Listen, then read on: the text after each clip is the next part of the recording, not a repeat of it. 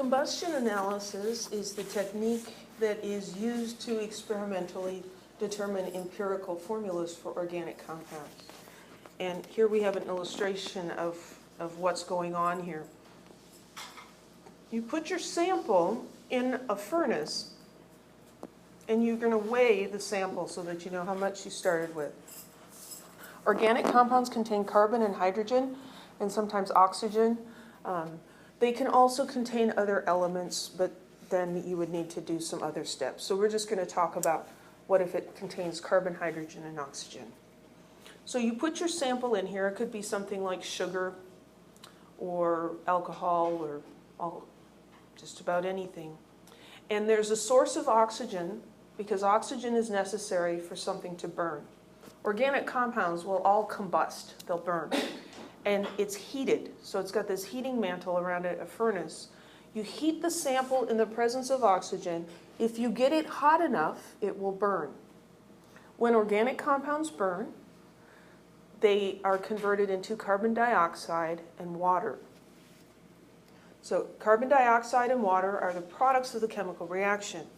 So we've got a stream of oxygen flowing in here. As the sample burns, it releases carbon dioxide and oxygen, and we send the exit is through the series of traps.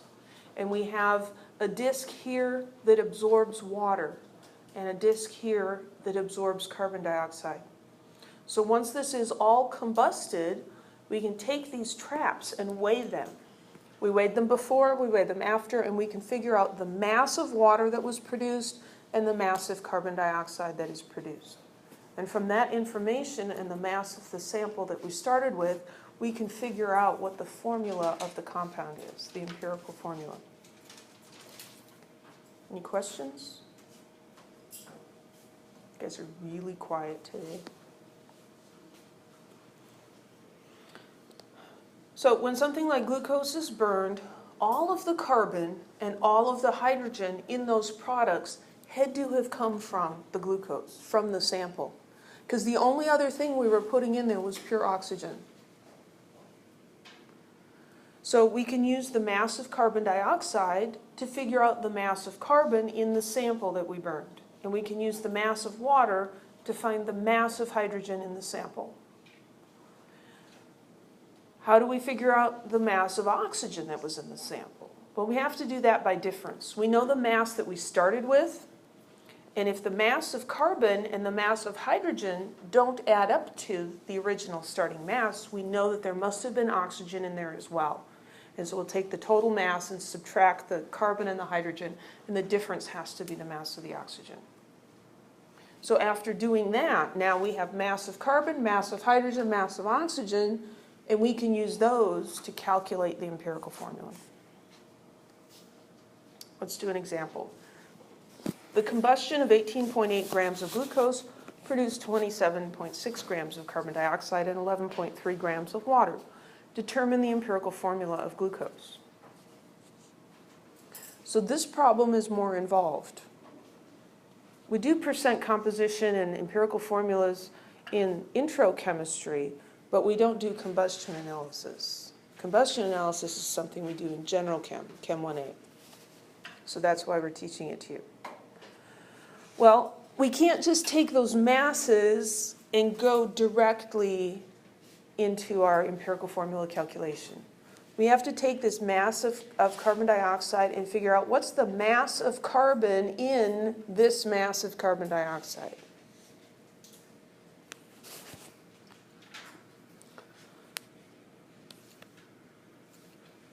.6 grams of carbon dioxide. So this is a calculation that we've learned how to do before. Or, on Thursday we talked about this.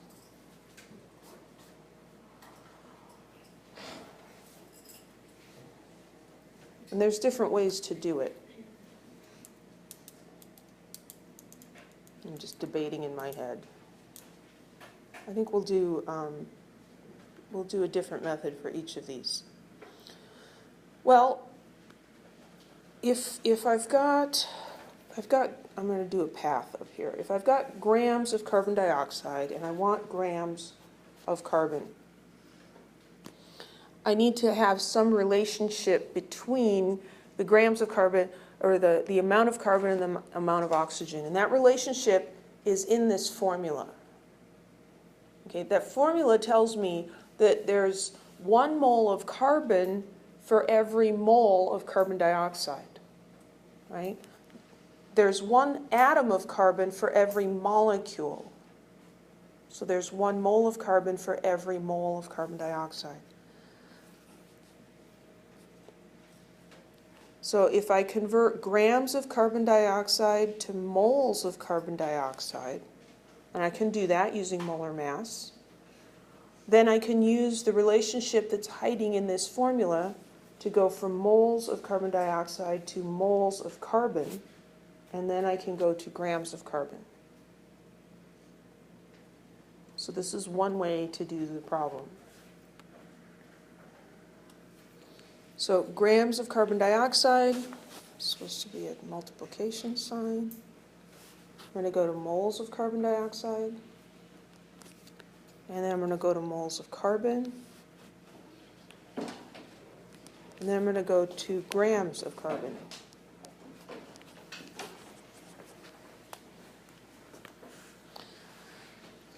And then following what we learned about dimensional analysis, we're going to take these units and put them in the denominator, grams of CO2, to cancel out, and moles of CO2.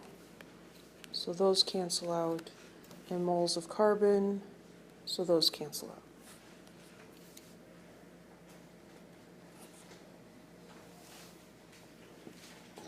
We need the molar mass of CO2.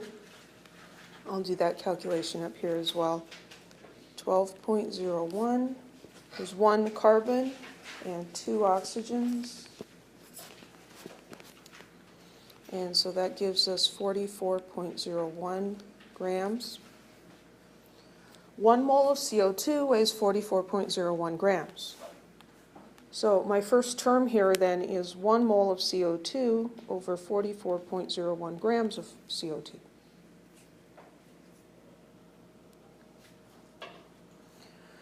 Moles of carbon to moles of CO2, that comes from the formula. CO2. There's no subscript on the C. That means there's 1 carbon. So there's 1 carbon for every 1 mole of CO2. And then the amount of carbon in grams in 1 mole, we get that from the periodic table as well, 12.01 grams per mole. So 27.6 divided by 44.01 times 12.01. 7.531. Let's see, 3 sig figs on this one. 8. That many grams of carbon. Any questions?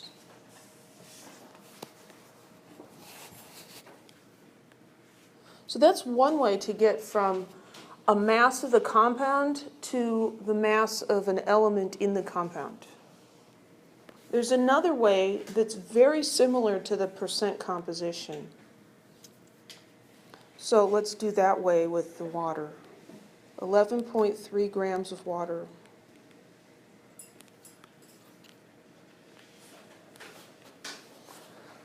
When we did percent composition, it was mass of hydrogen divided by mass of water, right?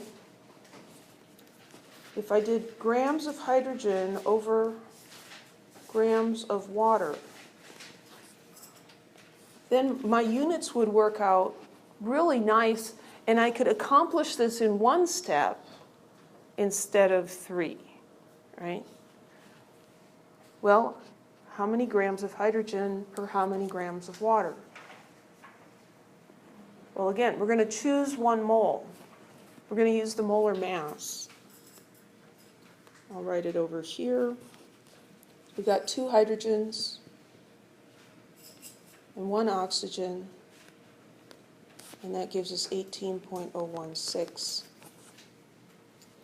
So for 1 mole, the mass of water is 18.016 grams. And what's the mass of hydrogen in there? 1.008. It's 1.008 times 2, right? So you write out the calculation for the molar mass, and then whichever element you're interested in, it's going to be that whole term there, because there's 2 hydrogens.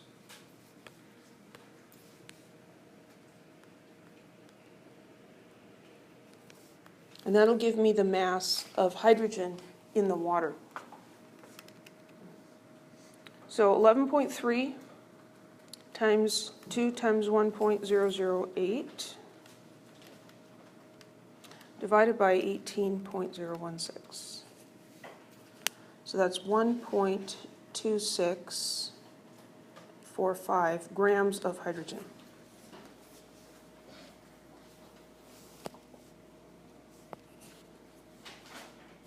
Which method makes more sense to you?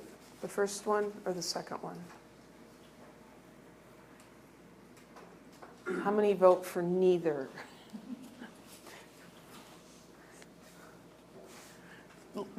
Yeah, question? So does it matter what element you choose? Like, you know how you have grams of hydrogen? Mm-hmm. Why didn't you do like grams of oxygen? That's a good question. Why didn't I do grams of oxygen? That's it, the other one too. And with the CO2. So in this technique, we're pumping oxygen in here and burning the sample. And so the oxygen that's present in the water and in the CO2 might have come from the sample, but it might have come from the oxygen that we were pumping in. And so the amount of oxygen in CO2 and H2O doesn't give us any information that we need for the compound. What we need to find is the hydrogen and the carbon. And so because of that technique, we always want to get the carbon from CO2 and the hydrogen from the H2O. Pardon me? In combustion analysis? In combustion analysis, always. The carbon and hydrogen. I didn't pay attention to that. Yeah, a lot of this information, it just kind of blasts by you, right? And I think that's one of the really great things about being able to easily record the lectures, is that you can go back and listen to it again. And the second time, it'll probably make a lot more sense. Yeah.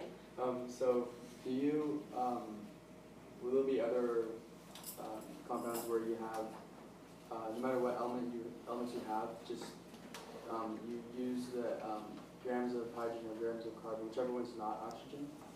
Well, we are only going to learn how to do this with combustion analysis. There are other techniques, but they're just like all over the place. So we're only going to do this with combustion analysis. So it's usually just going to be carbon or... It's just going to be carbon and hydrogen. And then the oxygen we're going to find by difference. So here's the mass of carbon, here's the mass of hydrogen. Let's add those together and see what we get. So 1.2645 plus 7.5318. So the carbon plus the hydrogen is 8.7963 grams. Is that equal to the starting mass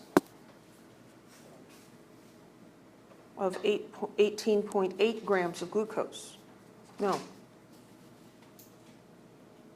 Well, in glucose, there was carbon and hydrogen, and there must have been oxygen. We didn't measure the oxygen directly, we're measuring it by difference. So, of this 18.8 grams, 8.7863 grams of it were carbon and hydrogen. The rest has to be oxygen.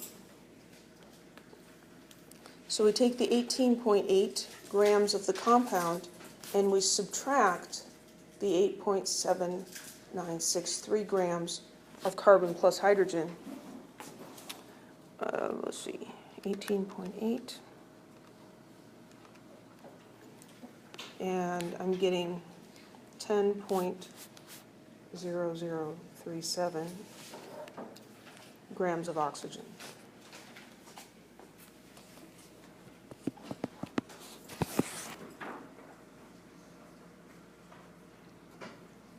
So now I've got the mass of each of the elements, and I can do, I can calculate the empirical formula. I just want to go back to this getting the carbon out of the carbon dioxide thing. If we had done the same technique as we used for the water, here's our calculation for the molar mass. 12.01 grams of the 44.01 grams is carbon. So I would have this times 12.01, 12.01 grams of carbon per 44.01 grams of CO2. And if you look at what we did here, we were multiplying by 12.01 and dividing by 44.01. And so we would get the same answer regardless of how we thought about it. Is one method better than another method? Not really. You need to use the one that makes sense to you, because the one that makes sense is the one that you'll be able to remember.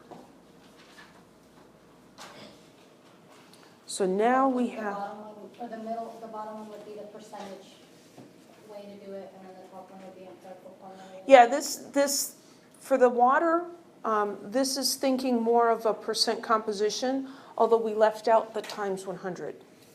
So this is really the fractional composition of hydrogen in water. And this is thinking of, well, you know, using molar masses and looking at molar ratios from the chemical formula. They end up being exactly the same. And it's okay that we got the times 100? Well, because we're not actually calculating the percent here. Okay. Any other questions?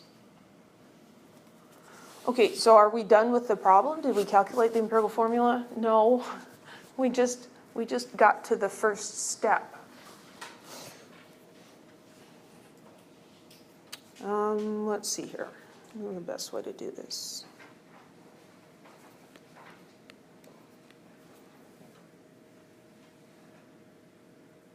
I'm just going to make some space here. I didn't want to do that.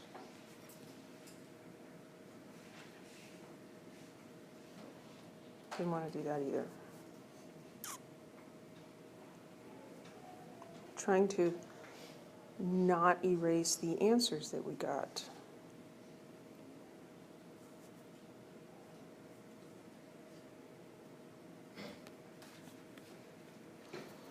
Okay, so to calculate the empirical formula, we have to start with masses of each element. So 7.5318 grams of carbon and 1.2645 grams of hydrogen and 10.0037 grams of oxygen. Okay, so I just copied those down from over here.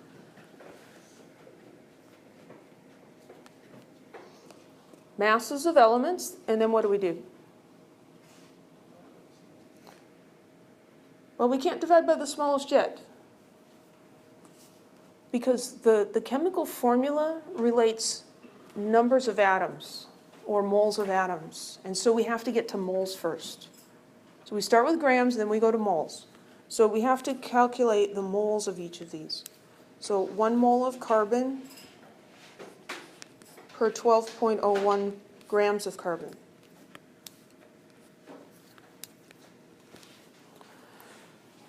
So 7.5318 divided by 12.01.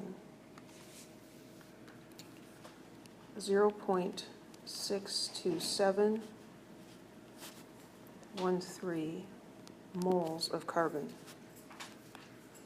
And for the hydrogen, we're going to multiply by 1 mole of hydrogen over the molar mass, 1.008 grams of hydrogen.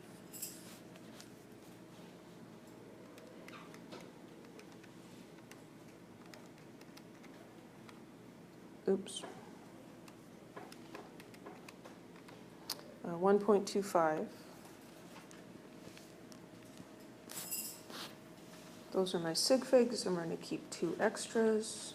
That's moles of hydrogen. And then converting grams of oxygen to moles of oxygen, we multiply by 1 mole of oxygen per 16 grams of oxygen.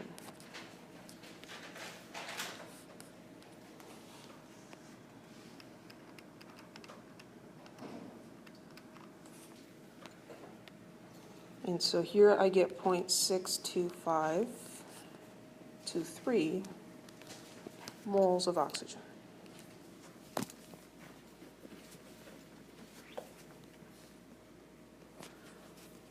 So now I know the moles of carbon, hydrogen, and oxygen in this sample, but I need mole ratios to get whole numbers. So I'm going to pick the smallest number and divide all of them by the smallest. And this time, the smallest is the bottom one, 0.625, is a little smaller than 0.627.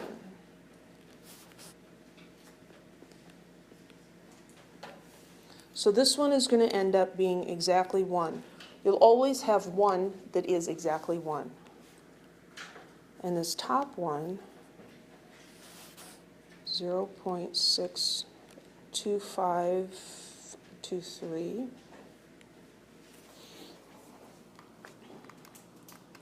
.62713 divided by 0.62523. This one comes out to be 1.0030.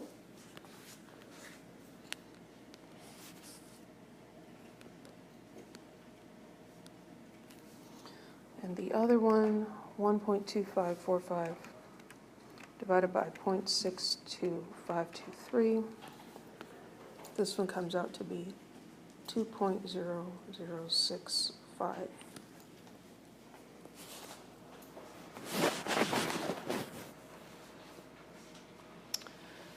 Calculations like this, I hope, are an example of why you need to be able to write stuff down in an organized way. I would never try to do a problem like this by just punching stuff on the calculator. I can't keep track of all this stuff in my head. You have to be able to write it down so you can see what you're doing. Now, these numbers are very close to whole numbers. Sometimes, and they don't have an example, unfortunately, but we'll have one in an activity session where they're not. Sometimes you'll end up with something like 2.5 or 1.25. You can't just round that to a whole number. You'll have to multiply, and we'll go through that later. But these are close enough. So this is a 1, a 2, and a 1. So these are the subscripts for the different elements. The significant figures, like, will our answers be like 2.0065, or do you want them to be 2.00? Well, we're keeping track of significant figures to make sure that we include enough digits. Because sometimes what students will do is they'll like round this to 0.6, and they'll round this to 1. And then you'll end up with crazy numbers because you rounded too far. And so I'm just practicing keeping track of significant figures, but also showing you that when we did this, it came out very nicely. These need to be rounded to whole numbers. So in the end, significant figures are not important in a problem like this. So for carbons first. For carbon, the subscript is 1. For hydrogen, the subscript is 2. And for oxygen, the subscript is 1. And so that's the empirical formula for glucose. Any questions? So we have a little bit more to cover on this topic, but we also need to take an exam. So we'll finish this up after the exam.